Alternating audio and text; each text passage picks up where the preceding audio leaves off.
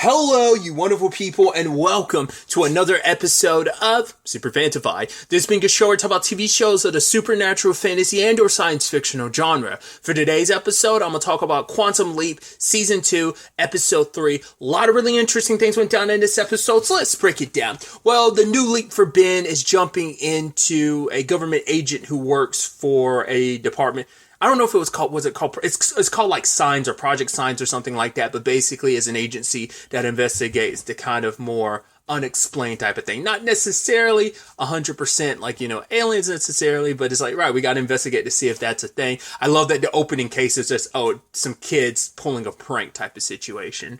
So Ben ends up being called to investigate another thing that seemed like it might be aliens, where a girl was in a single vehicle accident. One girl, Carrie, is fine, but the problem is her best friend is in a coma, and now they're wondering whether or not Carrie had something to do with it. Turns out, timeline-wise, she ended up getting arrested and going to jail for this. And they arrest her on, manslaughter charges or something like that. So he comes to this town, and turns out the sheriff is her only living family, her grandfather. I thought that was kind of a nice reveal. Because the moment you met the sheriff, you're kind of like, he's going to be one of those hard asses or something, which he is. But it turns out he's her grandfather. Like, he lost her mom, his daughter, a year ago to cancer. If I'm not mistaken, and do correct me in the comments down below, I've seen that actor in things before, but if I remember correctly, that's the actor who plays Dolores' dad and he played Dolores' dad in Westworld, if I'm not mistaken, right? But either way, I think there's this interesting parallel where, once again, it's the storytelling device that this show has where it's like, right, a lot of what Ben might be going through on a personal level kind of weaves into what's going on. Because obviously, he's still dealing with the aftermath of finding out, Addison met someone. And it's like, right, met them 8 months ago, which we met the guy last episode. No, we met the guy. Yes, last episode. And so, Ben's having a hard time processing all this. Once again, it's been 3 years for the team. It's only been, a few days for him.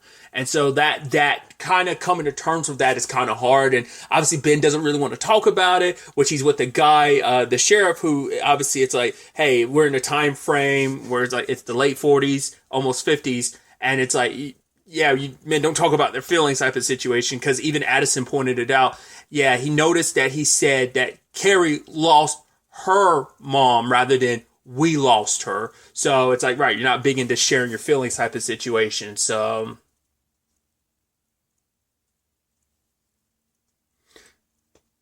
Ben's kind of in the same boat. And I love that because Ben's, as Addison kind of calls it out, not just her, like the rest of the team does too, that Ben acts very recklessly during this because he's playing a little bit of a game of chicken of his own later on in the episode. But like the sheriff plays one with, there's the girl who's in a coma, her dad kind of runs a lot of stuff. He's a very powerful dude. So he's really pushing for Carrie to get locked up because no one believes Carrie's story because there's inconsistencies. There was alcohol found in the back of her car and her friend she got out of the car and ran. But it's like, no, when they found her, she was back in the car. So they're thinking she was drinking. The thing is, I think the sheriff and his granddaughter have she's not the same kid she was. To be fair, she's dealing with her mom's death in her own way.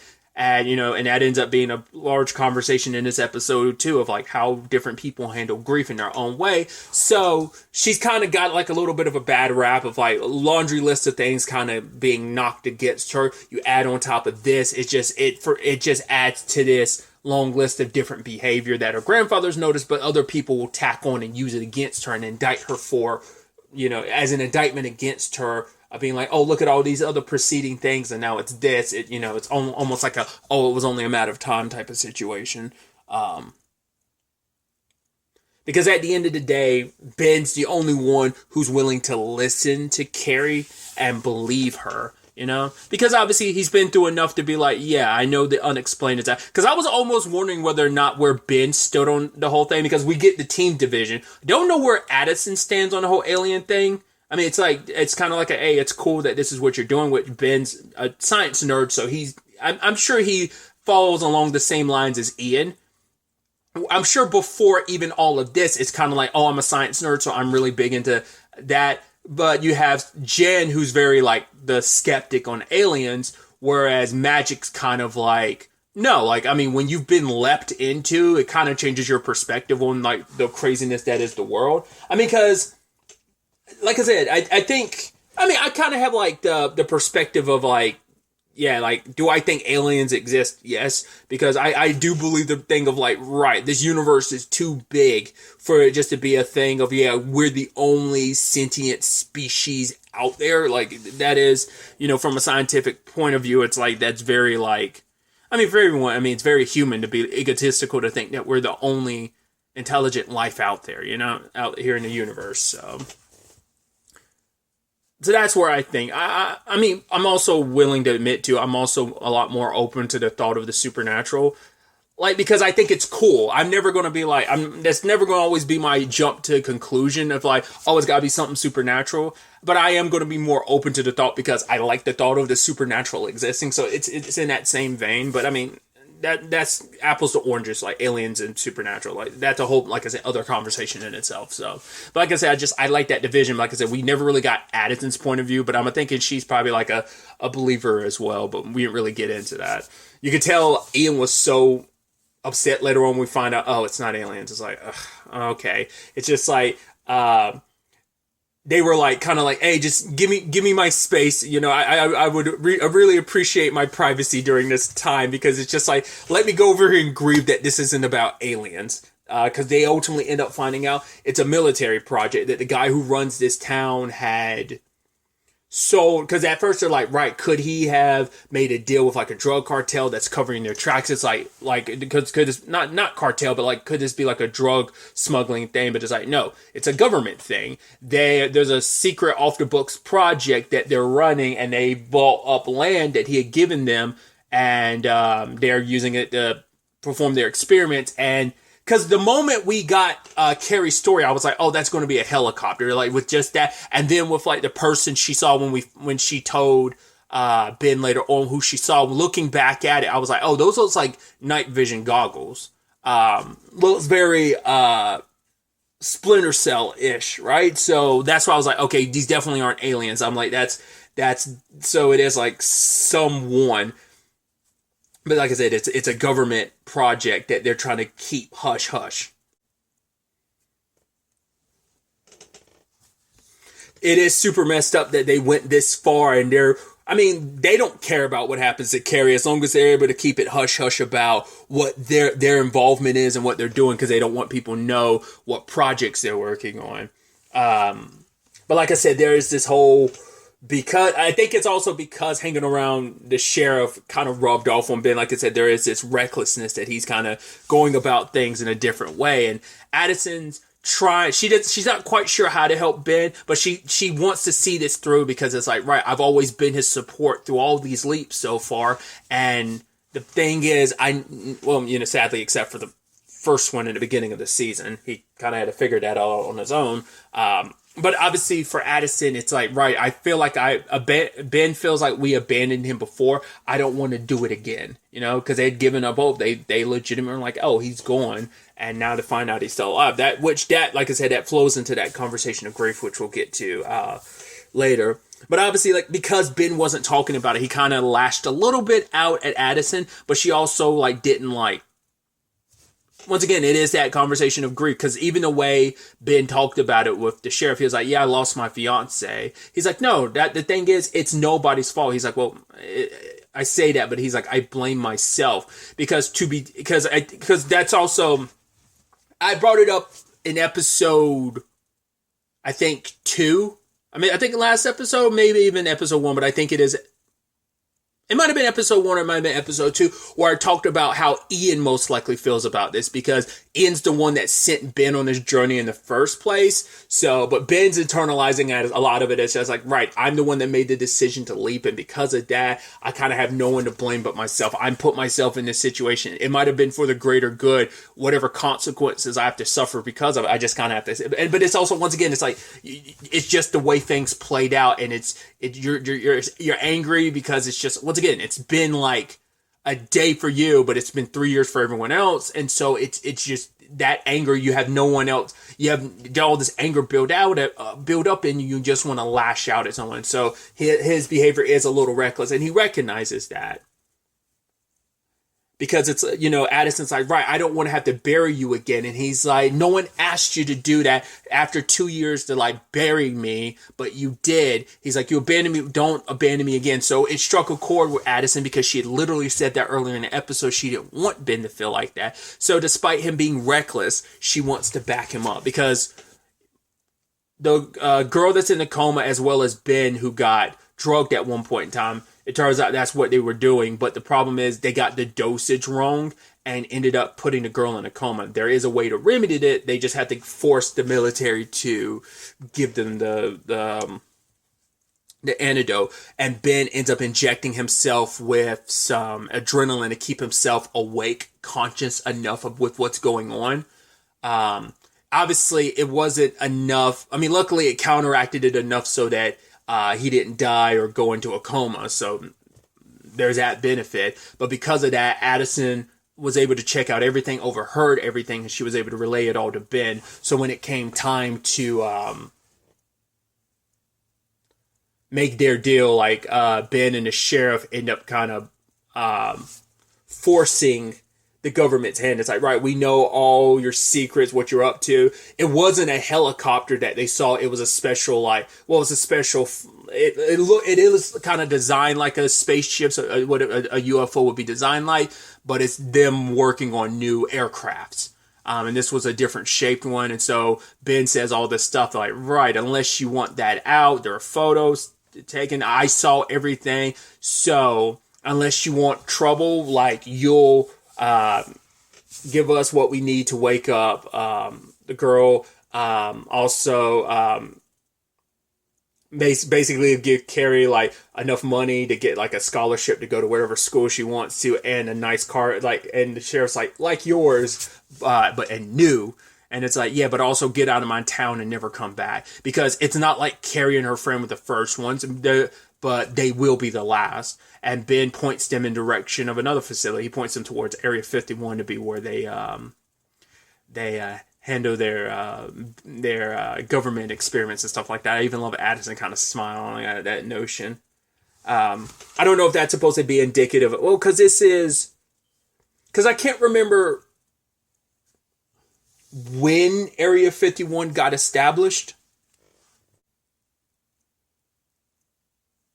So I don't know if this is supposed to be indicative of, because I was about to say it's called Area 51. It's like, well, looking it up real life wise, it says like, oh, the CIA, yada yada, so on and so forth, didn't like get to the place and build facilities there until like 55. But once again, this is kind of an off the books thing, so it could have been there for years. Because like by now, the Roswell thing's already happened. Because didn't that happen like 45, 47, something like that? And it's supposed to be like 49 at this point in time. So that's why I'm like, maybe it's like they are kind of like Ben kind of helped nudge along, Area 51 being built maybe sooner than it normally would have been, or maybe this group of people, like maybe Area 51 is already established at this point in time, and just once again it's already like off the books, and so this facilities, these people here just kind of relocate all their work there. Either way. So luckily, when it is all said and done, everything does have a happy ending. I thought, once again, that girl's dad, who's kind of like the main dude who runs the place, I mean, he's the one that was kind of hiring thugs to kind of threaten the sheriff, because he was vengeful, because it's like, oh, this is my daughter, or whatever, so I'm coming at you with the full force of, because she got hurt, I want vengeance type of thing. So he was kind of like cutting through a lot of red tape and just pushing, because he owns like half the town or whatever, a lot of land, and so he has a lot of power, so he was going to make things move the way he wants them to. So, but I thought he was going to be kind of set up as the main antagonist. It's actually kind of, I think it's probably going to be sad to find out, like, oh, the plate, like, I ended up getting money from this military is the ones who did this to my daughter. It might have been his granddaughter, but I think it's his daughter. And it's like, oh, so it's like, it kind of falls back on you because you're the one that kind of gave them permission to be here in the first place. So it's like ironic that he's so vengeful against Carrie, but it's like, this all happened kind of because of you. It all goes back to you. So, but I like that conversation Ben had with the sheriff where it's like, right, if there's one thing you need to do, like, talk to Carrie. Like, the fact is that they've kind of lost touch since her mom died. And once again, they're both grieving in their own way. And it's just like, talk to her, which he's like, oh, it's just that easy, huh? Which Ben's like, no, but like those kind of important conversations aren't always easy, but it is important and necessary to kind of talk this stuff through. Obviously looking at Addison, because they hadn't really talked about it because he was understandably in his feelings about it. So,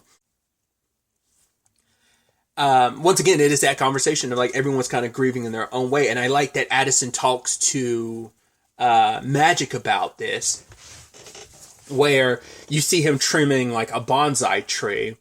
And Addison's thinking like, right, for her, she's having to deal with this complicated conundrum in herself that it's like, yes, for her, like for Ben, it's only been like a couple of days. For her, it's been like 3 years. And so for the first time, she's never been able to like, she can click with Ben because she knows him so well. He might not have had his memories, but he still was her Ben. And she's noticing like, wow, like you are changing. Cause he's like, oh, I nicked this adrenaline from the hospital. She's like, wait, when did you start like nicking stuff? And it's like, because he's changing. Because even he admitted like, maybe I can't go back to the way things were, but I don't know if I'll ever get that back, but at the very least I can give the sheriff and Carrie like some form of their normalcy and their lives back in this, with this. So I think that, which obviously Addison could own it because she was not so willing to believe. She thought like, okay, Carrie's young, maybe she was mistaken, went through something traumatic and was mistaken. Ben's the only one that kind of believed her.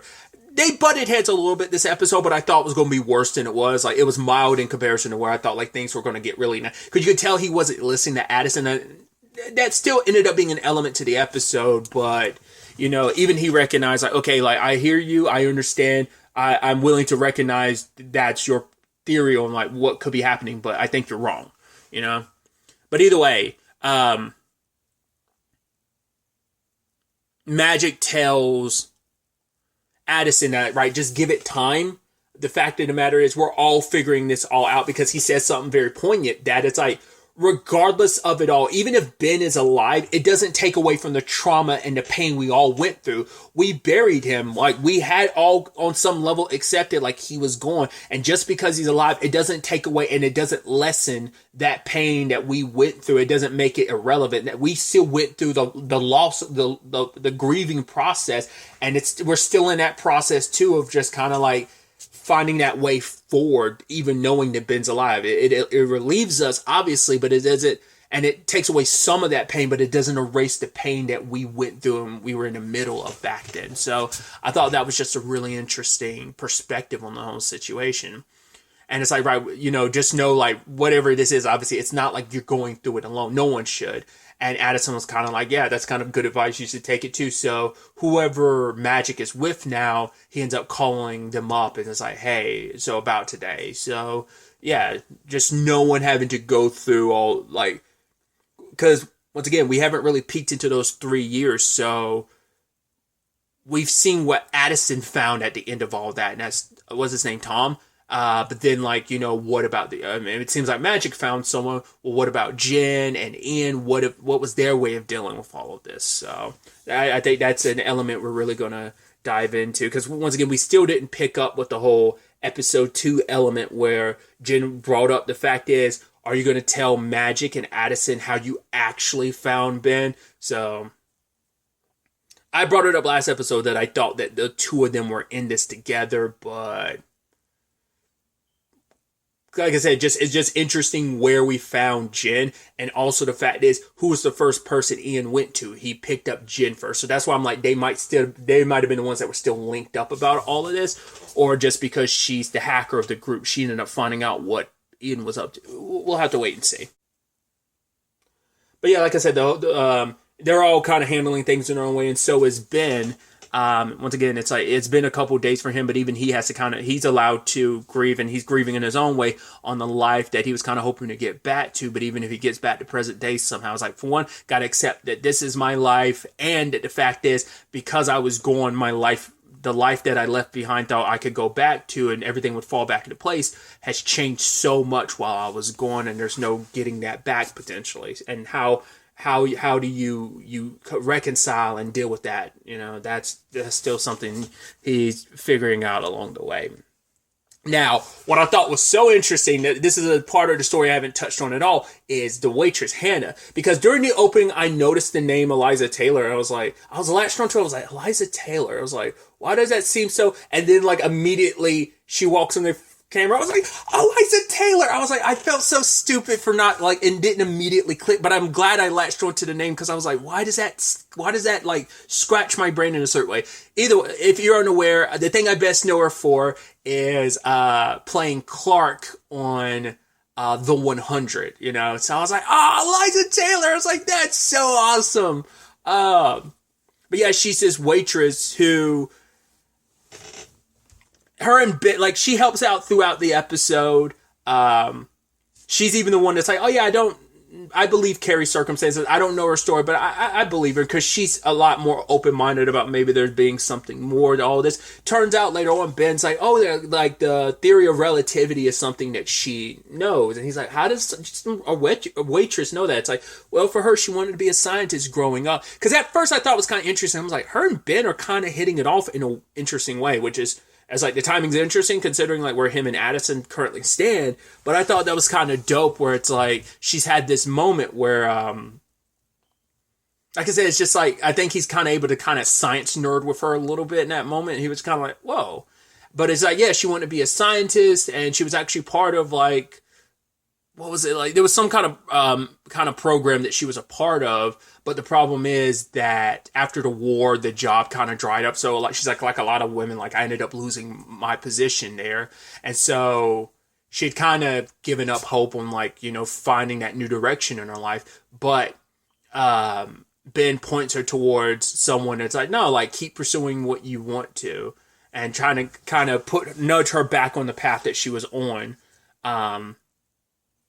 And then there was an interesting line where Ben was like, well, goodbye. And she's like, not goodbye. It seems so final. How about see you later? Which I thought was beautiful, because that actually resonates in my personal life, because my dad's kind of very much got that mentality of like, don't say goodbye, because for him, he doesn't ever want it to be a situation where you feel like goodbye, like it does seem so finite. So he prefers like, talk to you later, see you later. I think it's also like, I think my dad feels like that even more so, because like we don't see each other face to face that often. It's just, whenever he's like in the area dropping by for whatever reason. But we talk on the phone every so often, every once in a while. I should definitely make more of a point to talk to him, like call him up more often than I do. I really should. But that's where it kind of struck a chord with me. Like, I can get behind that. Now, the interesting thing is, if this what I expected even more from Hannah, not just because it's Eliza Taylor playing her, but because if you notice the opening to the episode, and maybe I've just never noticed before, her name came up in where the main, like, but that could easily been like, maybe, I don't know. Her name was in an interesting spot. Her name popped up before Ernie Hudson's name, because it's like, let's say Eliza Taylor and Ernie Hudson. So I'm like, are we going to see more of her? Does she have like a recurring role in this season? That's why I thought, because I thought we were kind of home. I was like, are we going to have like a repeat of Leaper X or Martinez? Like, are we going to get like a repeat of that? Which that's also interesting too, that we haven't tackled that, but it's like, well, history is different. But it's like, well, because I didn't even talk about that at all last season, so I might as well talk about it now. I didn't think about it at all, even during last season. Well, Martinez is still alive, technically. That version of Martinez, who's from the future, who went back and was leaping. Well, because remember, Magic and Jen met Martinez present day. He just hadn't gotten involved with the Quantum Leap project yet. So it's like, that's got to be a mind twist. But it's also like, because things played out, because they changed things, I guess like he just never became a part of the project, or maybe he still does, like sometime later still. I don't know. That's a thread that I'm like, because once again, it's not the same. It is Martinez, but like I said, that's him from the future. So him being killed shouldn't affect present day Martinez. That's an interesting thing. But that's what I thought about Hannah. I was like, oh, she's got, well, because that's what I think that's what's going to be Hannah's. Once again, maybe I'm being completely stupid, and it's like no, but it's like. But it just, they, because that specific dialogue of not goodbye, see you later makes me go like, either we're going to have this interesting thing where she is kind of like a Leaper X situation, or we're going to find out like, maybe like she pops up in Ben's timeline, but like maybe either as a different person or something going on there, or maybe it is the same. Or maybe she's just going to pop up later on in the story. I have no idea. Maybe she's going to be like heavily connected in all of this. I don't know. Because you normally wouldn't be able to tell like because once again, when Ben initially met Martinez, like it didn't register that was another Leaper. No one recognized that. So, because yeah, Addison was in the same scene where he was with like Hannah, like in like two different scenes, but it's like, it wouldn't have registered any differently as long as a person doesn't. There's no real test for that. Because I'm blanking, because I can't remember if, because Martinez couldn't see did he? I can't remember now if he saw Addison or not. Do let me know in the comments down below. I don't remember. I feel like he saw Addison, but I don't remember.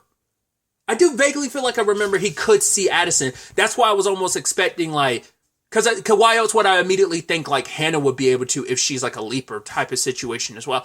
I don't know. Like I said, I could be reading way too much into it, but her name placement was interesting. It wasn't in a guest starring spot. It was, like I said, it was up there with the main cast, so I feel like she's going to have at least a recurring role in this. Not like a one-off episode thing. It feels like it's going to be a recurring thing.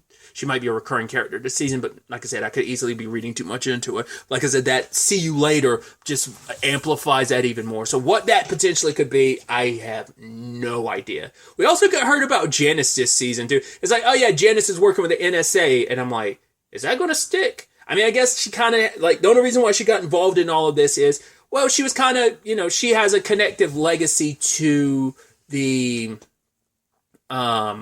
obviously to the Quantum Leap project, but she also kind of did what she needed to do, and I guess she needed to move on as well. So I'm like, have we seen the last of Janice? Because they didn't bring her back in with all of this, so did they inform her? Or I wonder, was maybe the actress has like who plays Janice, is like maybe she had other something else come up so she couldn't be in this season. Maybe they just wrote her out. I don't know. Like, it was just a single line of dialogue. I didn't even think about, like, oh yeah, we haven't seen Janice. Like, we haven't heard about her, but it's like, yeah, she's working with the NSA because, like, Addison was like, oh, I got kicked out of the imaging chamber. Like, was this another Janice thing? It's like, no, she's working the NSA. So, we'll see where things kind of go on that front. But, Ben did find himself at the end of the episode in a spot where a guy was like, hey, you need to do this. Basically threatening like, oh, we're going to kill everybody type of situation.